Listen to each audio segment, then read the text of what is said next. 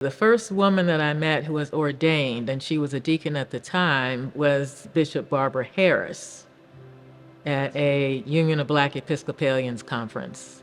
I was a teenager, and my father, who's also a priest, took us to this conference, and he said, "I want you to meet Barbara Harris. She's a deacon in the church." And I was, a teenager. Okay, well, this is nice. It's cool. But no, I felt no call to pursue ordained ministry at that time. In my late 20s, early 30s, I felt the call then, and started volunteering. I was attending a small church and started volunteering and getting involved in a number of different things.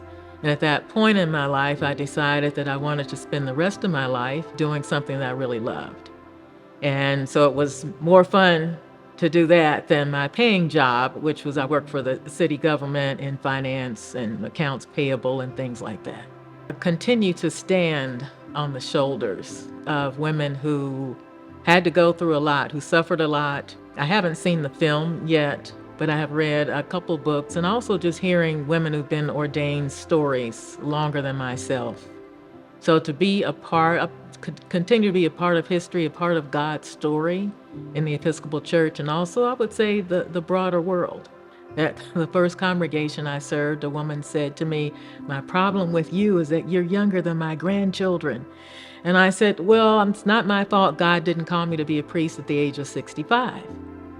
And then, also just the reality, some people do not welcome women priests. At the next church I served, there was a man on the search committee who let me know right away he did not support women in the ministry. And I just smiled and said, okay. Well, they called me, and less than a year later, he came up to me and he shook my hand and he said, "I want you to know you're okay after all." So being in these positions as the first, it comes, I say, with a humble privilege and sometimes a price to be paid.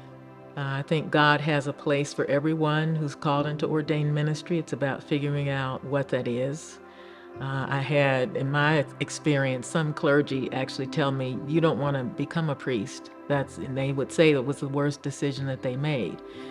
And I, thank them for sharing that perspective. However, glad I did not listen to them. I think, God is always needing other people to come along, because we are called to do what we can do at our time, in space, in our generation. And so for younger people coming along, God has a purpose and a place for them to contribute to God's story of reconciliation, love, and grace.